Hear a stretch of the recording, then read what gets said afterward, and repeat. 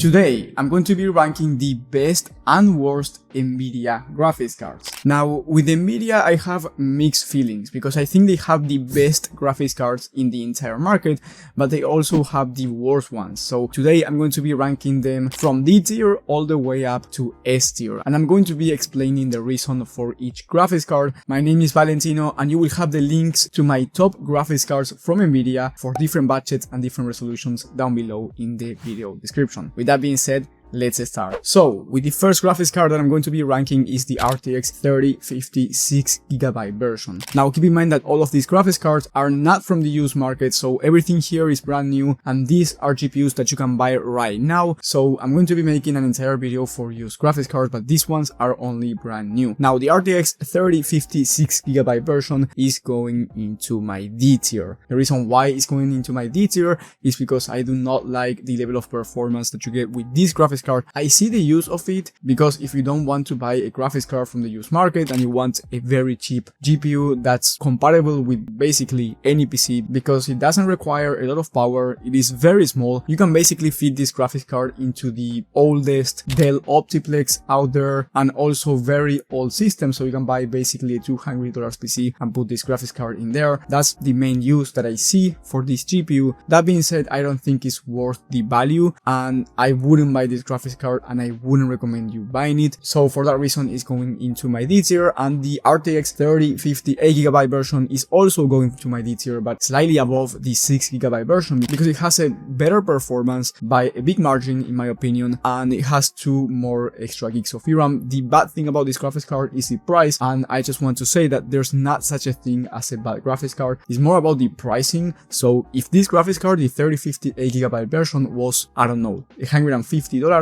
then my opinion would be completely different. But this one is going for around 220 bucks, which is a lot of money for a graphics card with this level of performance, which is basically a 1080p medium to high settings GPU, 60 plus FPS on average, which is not bad, but definitely not the best at this price point, and that is why it's going also into my D tier. Now, the 3060, we have 2 versions. We have the 8GB version and we have the 12GB version. The 8GB version is going into my D tier as well, below the RTX 30, above the RTX 3050 8GB version because it has plenty of more performance and it's around $30 more, and it performs like a 3060 12GB version. But in my opinion, if you are going to buy a 3060, just spend the extra and go with the 12GB version because it's a much better option, especially if your favorite games are going to require more than 8 gigs of VRAM. Now, I don't want to mention AMD throughout this video because we are talking about Nvidia graphics cards, but I have to mention it here because at around the same price you can get the RX 6650 XT, which is going to perform better than the 3060 8GB version, and it's actually quite cheaper. So I wouldn't recommend the 3060 8GB version for gaming. That is why it's going into my D tier. However, the 3060 12GB version is going into my C tier because I think that it's actually a pretty decent graphics card. I don't think it's the best one out there for the price. I believe it's going for around 290 bucks, and I think it's a nice graphics card, and I see the point of buying one of these, especially if you're a content creator and you need more VRAM, where if you only want to do gaming, then I believe the RTX 4060 is better value because it's about $10 more and it's going to give you more performance. So the 4060 is going also into my C tier, but one above the 3060 because I believe it's a better option if you want to do gaming and your games do not require more than 8 gigs of VRAM. Also, I am not making this tier based on pure performance, I am making it based overall. So price to performance, also gaming performance, ray tracing performance, VRAM, and many other factors. As of right now, every graphics card here is ordered by performance, as you can see, but that is not how I am basing this tier list. Because if the 3060 12GB version was much cheaper, then I would believe that it would be a better option than the 4060, but it's not. For that reason, it's one below the 4060. Now, the 4060 Ti has 2 versions. We have the 8GB version and the 16GB version. Now, I do not like the price to performance from these GPUs because at the same price point or for less, you can get other graphics cards in the market that are going to be much better in terms of price to performance, especially for the 8GB one. So for that reason, the 8GB version is going into my C tier, but only one above the 3060 8GB version, because if you are going to spend that amount of money on a 4060 Ti, you must get the 16GB version, because a graphics card that's above $300 and it doesn't have more than 8 GB of VRAM, I think is stupid in my opinion. So I don't really see the point of getting a 4060 Ti other than content creation performance and productivity work or AI type of work if you don't want to go with an AMD GPU. But the 4060 Ti 16GB version on the other hand has more of a use in my opinion, because once again, if you are a creator, then you may need more than 8 gigs of VRAM, and 16 gigs of VRAM is plenty for those type of works. And then the 4060 Ti 16GB version is also much better when it comes to gaming if the game that you want to play requires more than 8 gigs of VRAM.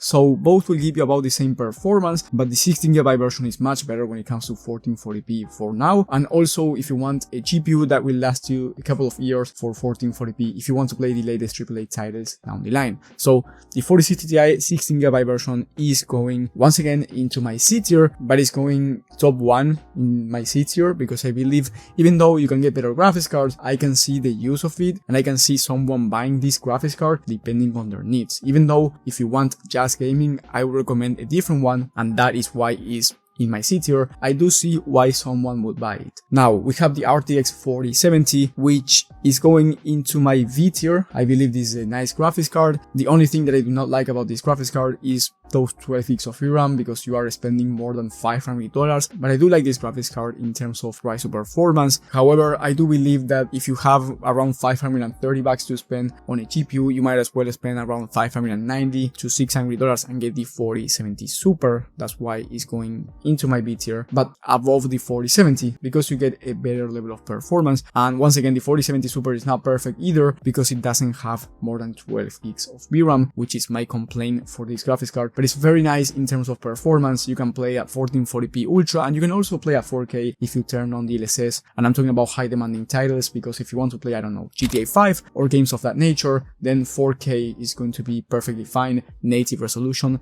So the 4070 Super I think is a good graphics card. And then in terms of performance, one that is better than that is the 4070 Ti, but I'm going to put this one into my C tier right after the RTX 3060 12GB version. And the reason why is because even though the 4070 Ti is an amazing GPU for 1440p, I do have it myself on my personal PC build and I believe it's amazing for gaming at 1440p, and you can also play at 4K depending on the game. I definitely don't like those 12 gigs of VRAM for a $700 graphics card. Right now they are running out of stock, so soon enough you are only going to be able to buy it on the used market. But I think that if you're going to spend $700 on a graphics card, spend $800 and get the RTX 4070 Ti Super, which is the first graphics card from this list that is going into my S tier, because the 4070 Ti Super has 16 gigs of VRAM, so it's much better when it comes to the future. So if you want to play high demanding AAA titles down the line at 1440p, the 4070 Ti Super is going to be ideal.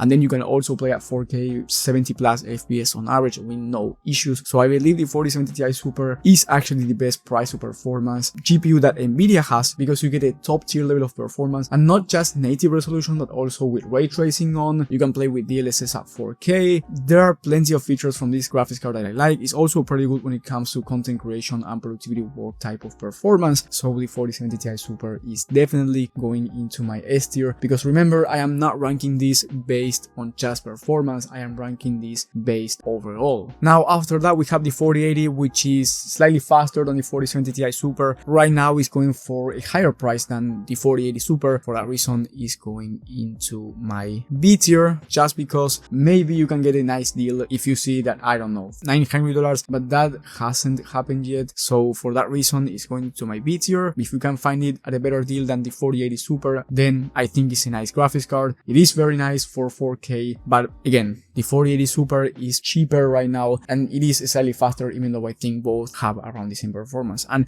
the 4080 Super is going into my A tier. I think this is a really good graphics card. The only thing I do not like about this one is the price, because it's quite expensive at $1,000. That is why it's not in my S tier. But if you want a high-end graphics card and you do not have enough money for a 4090, then I think a 4080 Super is actually a nice option. And in terms of price to performance, it's actually much better than the RTX 4090, but the 4090 is the fastest graphics card in the entire market for everything, basically gaming, content creation and productivity work at the same time. For that reason, the 4090 is going into my S tier, but one below the 4070 Ti Super, because in terms of price to performance, the 4090 is not nice. But as you know, it's the fastest one in the market, so it has to go into my S tier just because it has no competition. But other than that, if it was ranked in terms of price or performance, this one will be probably the last one, or at least close to the last ones. It will be on my C or D tier just because it is not good in terms of price or performance. But again, if you have, I don't know, $3,000 to spend on a system, you might as well buy the RTX 4090 because, as I said before, it is the fastest one, and because of that and no competition, that is the reason why it's going into my S tier. Let me know in the comment section what do you think about this list, and I made an entire video talking about AMD graphics cards, which for AMD I have a different approach. I think they do not have the best graphics cards in the market, but they do not have the worst ones, so they are kind of in the middle. That's just my opinion. I think they have the best price to performance graphics cards when it comes to gaming, but then they don't have the best ones when it comes to gaming plus content creation. And also I do like some of the Nvidia technologies, so it's not about which one is better, AMD or Nvidia, it's just about your budget and your needs. So if you need personal PC help, in the top link in the description you can ask me and you can tell me your situation if you want to buy a new system, and I will help you out inside of my PC community. And if you want to see my AMD tier list, that video will be in the top right of the screen. Thank you guys for watching, thank you for the support, and I will see you